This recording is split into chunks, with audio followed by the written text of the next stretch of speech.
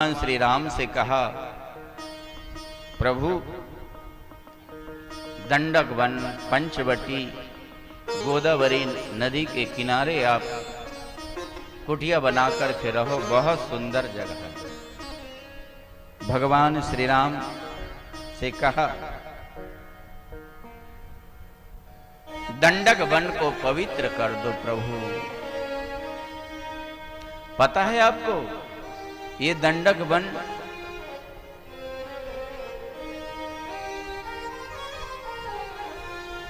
दंडक नाम का एक राजा था और उसने शुक्राचार्य जी की बेटी अर्जा को जबरदस्ती करना चाहा, उसके साथ दुराचार किया। पिता के पास गई बेटी, बताया, शुक्राचार्य जी ने श्राप दे दिया कि आज के 7 दिन तक, आज से 7 दिन तक दंडक राजा के पूरे राज में आकाश से तप्त बालुका की वर्षा होगी। और वही 7 दिन रात तक तप्त बालुका की वर्षा हुई और सारा पेड़ पौधे, सारा दंडक वन, उनका राज दंडक राजा का जो राज था वन में परिणत हो गया। वही अगस्त महाराज ने कहा, दंडक वन को पवित्र करो।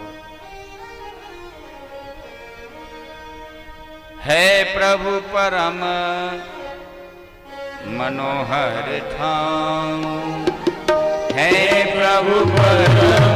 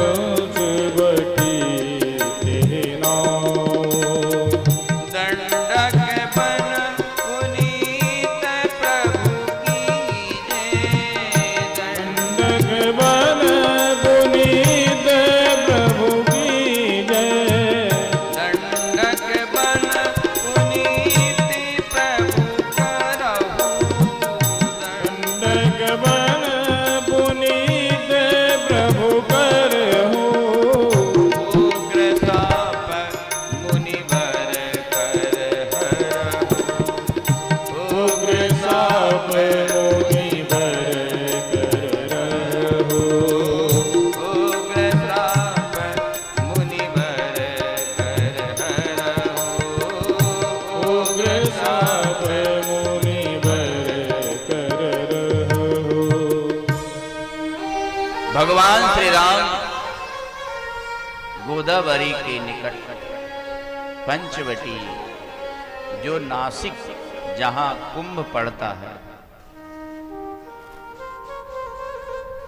वहां देवता लोग आए और भगवान श्री राम के लिए पर्णकुटी, एक लक्ष्मण के लिए, एक श्री राम के लिए 2 पर्णकुटी का निर्माण किया देवताओं ने।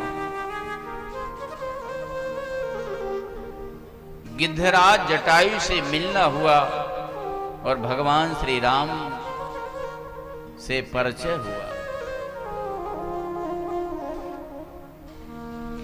एक बार श्री लक्ष्मण जी ने, श्री राम जी विराजमान थे और उन्होंने दिव्य ज्ञान, भक्ति, वैराग्य, ईश्वर जीव के बारे में पूछा और श्री राम ने श्री लक्ष्मण को उपदेश दिया। एक दिन की बात है, शूर्पणखा जो रावण की बहन थी, वह पंचवटी घूमने के लिए आई। दोनों राजकुमारों को देखा, श्री राम को देखकर के मोहित हो गई। सुंदर पुरुष को देखकर स्त्री मोहित हो जाती है, सुंदर स्त्री को देखकर पुरुष मोहित हो जाता है। श्री राम को देखकर मोहित हो गई और उसने सुंदर वेश बना करके श्री राम जी से कहा, क्या कहा, तुम सम पुरुष ना मौसम नारी, तुम सम पुरुष ना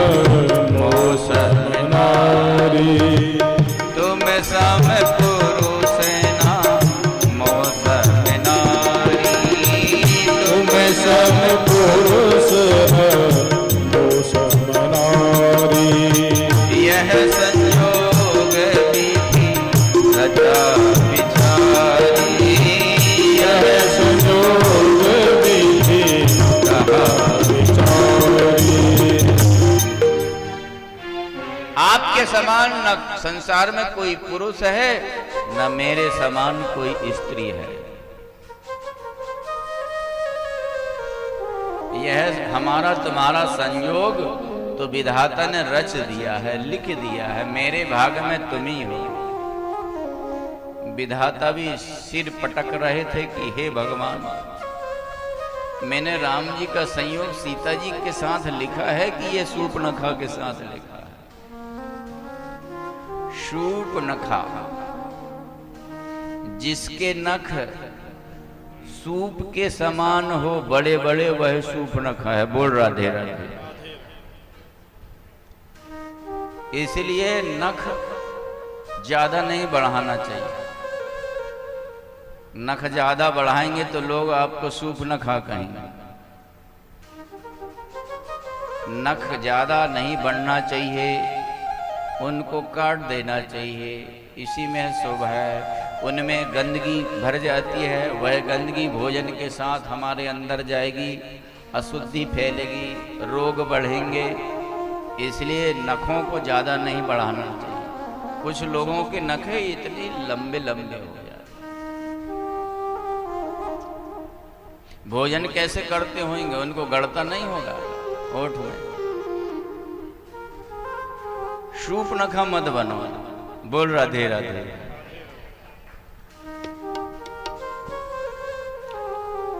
हमारी ये संस्कृति है, भारतीय संस्कृति। परिधान में हम रहें, हमारा शरीर पवित्रता पूर्वक रहे, हम सुंदर भारतीय परिधानों में रहें, ताकि दूसरे को देखकर भी हमारे उनके मन में पवित्रता झलके।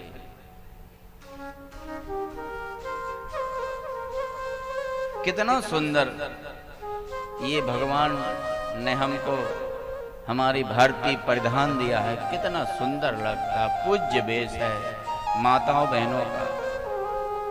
ये भारतीय परिधान को छोड़कर हम पाश्चात्य सभ्यता को अपनाते जा रहे हैं। कटे वस्त्र पहनते हैं, आधे आधे वस्त्र पहनते हैं। ये हमारी भारतीय सभ्यता नहीं है, भारतीय परिधान नहीं है। भारतीय सभ्यता को हमने अपना लिया, अपनी सभ्यता को छोड़ते जा रहे हैं। इसलिए तो हमारे समाज में व्यभिचार, अत्याचार, गलत काम बढ़ रहे हैं। गलत काम बढ़ रहे हैं। जन्मदिन मनाते हैं तो केक जरूर काटते हैं। बोल राधे राधे। जन्मदिन मनाओ, अच्छी बात है, पर केक काटना ये हम कहीं शास्त्रों में नहीं लिखा है केक काटने का। जन्मदिन यशोदा मैया ने भी मनाया था, भागवत में लिखा है भगवान का जन्म उत्सव श्री यशोदा मैया ने मनाया था।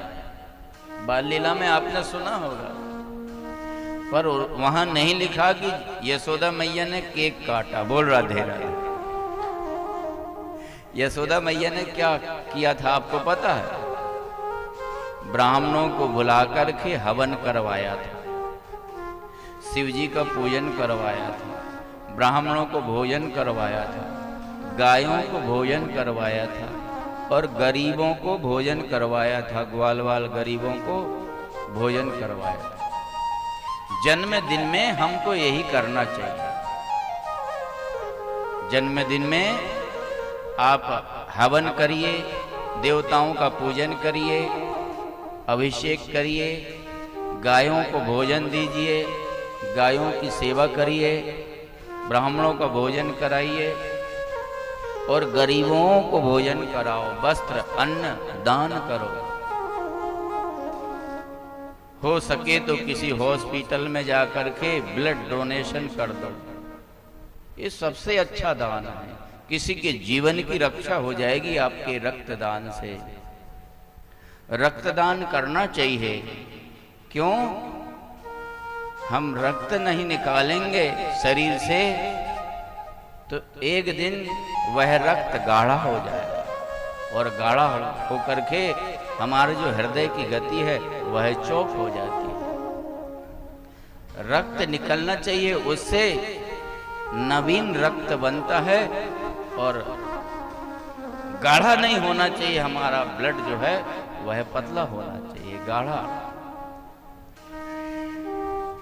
तो जन्मदिन में समाज की सेवा करो, ऐसा जन्मदिन मनाओ। पर नहीं, केक काटते हैं और जन्मदिन में दीपक जलाना चाहिए घी का। जितने साल के हुए उतने दीपक जलाओ घी के, भगवान को दीप दान करो, आपका जीवन मंगलमय होगा। दीपक जला करके और बुझा देते हैं, वो दीपक तो रहता नहीं, मोमबत्ती रहती है अशुद्ध। मोमबत्ती जला करके और उसको फूंक मार करके बुझा देते हैं। मंगल हो रहा है और अंधेरा कर देते हैं फूंक मार करके। मंगल के समय अमंगल कर लेते हैं। भगवान के सामने आकर के शुक्र खाने विवाह का प्रस्ताव रखा। भगवान ने कहा कि मैं तो विवाहित हूं, मैं विवाहित हूं, तुमको विवाह करना है तो मेरा भाई, छोटा भाई लक्ष्मण है, वह कुंवारा है। लक्ष्मण क्या कुंवारा था? विवाह हो चुका था। फिर भगवान के कहने का तात्पर्य क्या है? बोले जैसे तुम विवाहित हो फिर भी अपने आप को कुंवारी कह रही हो, वैसे मेरा भाई भी कुंवारा है। दूसरा राजकुमार कितना ही बड़ा हो जाए उसको कुमार ही कहते हैं। कुमार जी आ रहे हैं, उनको कुमार ही कहते हैं। कुमार का अर्थ होता है कुत्सिरतम मारम यस्मात् सा कुमार है, जिससे मार मतलब कामदेव लज्जित हो जाए, तुच्छ हो जाए, वह कुमार। लक्ष्मण के आगे कामदेव भी लज्जित हो जाते हैं, इतने सुंदर है, इतने बलवान है। लक्ष्मण के पास गई,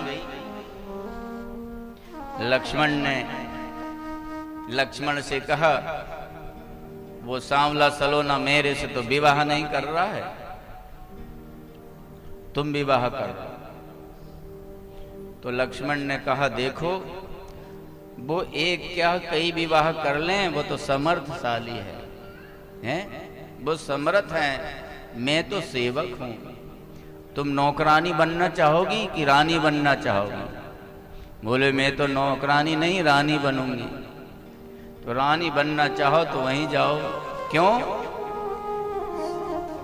सेवक सुख चह माने भिखारी, सेवक सुख चह माने भिखारी, बेसनी धन सुख गति बेचारी, बेसनी धन सुख गति बेचारी, लोभी जस चह चारे गुमानी, लोभी जसो जह चारे गुमानी, नभ दुहि दूध चह जये प्राणी, नभ दुहि दूध चह जये प्राणी।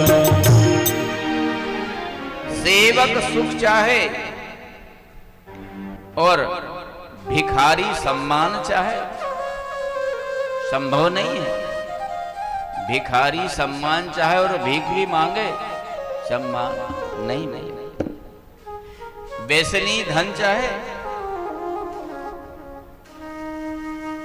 जितना धन कमाएगा वह शराब में उड़ा देगा, जुआ खेलने में उड़ा देगा,